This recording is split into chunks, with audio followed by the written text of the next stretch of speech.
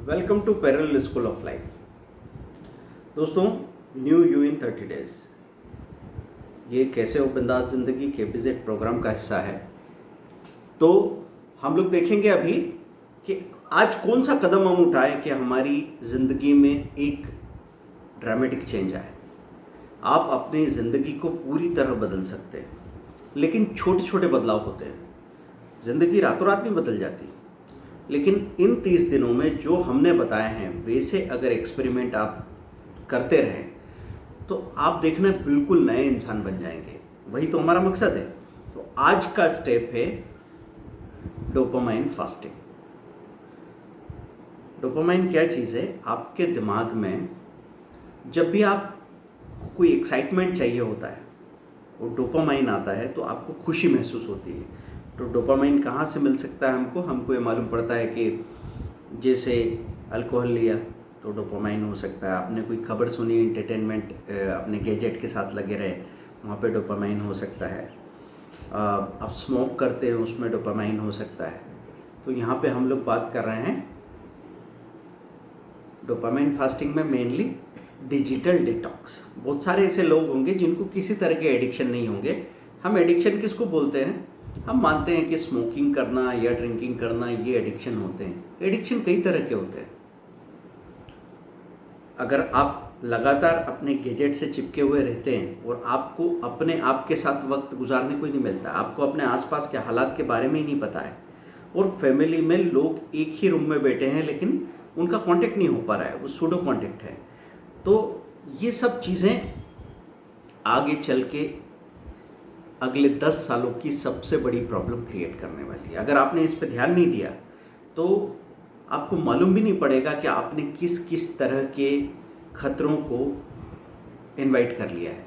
तो दोस्तों, मैं आपसे ये कहूँगा, आज के प्रयोग में, इस एक्सपेरिमेंट में हम आपसे ये कहते हैं, सुबह जब आप उठे तो कम से कम 1 घंटे के लिए फ़ोन को बिल्कुल नहीं देखेंगे, क्योंकि वो समय होता है आपके पास सबसे ज़्यादा एनर्जी वाला। उसको अल्फ़ा एनर्जी कहा जाता है। अल्फ़ा एनर्जी के वक्त अगर आप आंख मूंद करके बैठ जाएं या फिर बाहर चले जाएं, नेचुरल एटमॉस्फेयर कहीं पे पेड़ के नीचे आप खड़े हो गए, आप चिड़िया की आवाज़ सुन रहे हैं, उस वक्त आप सबसे ज़्यादा पूरी नेचर की एनर्जी के साथ अलाइन कर रहे हो।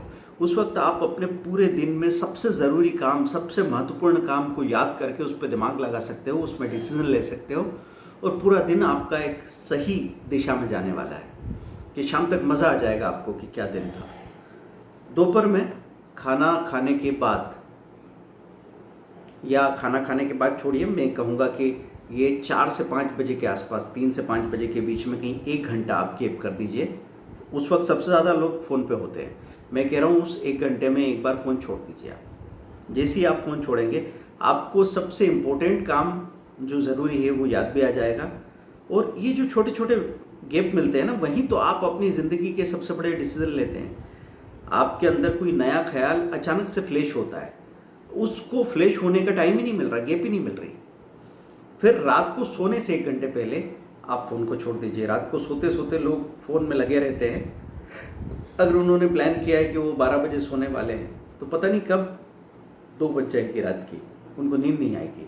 और अगर आप टीवी देखते हुए या फ़ोन को देखते हुए सीधे बिस्तर पे जाते हैं तो आपकी स्लीप की क्वालिटी बिल्कुल बेकार हो जाती है।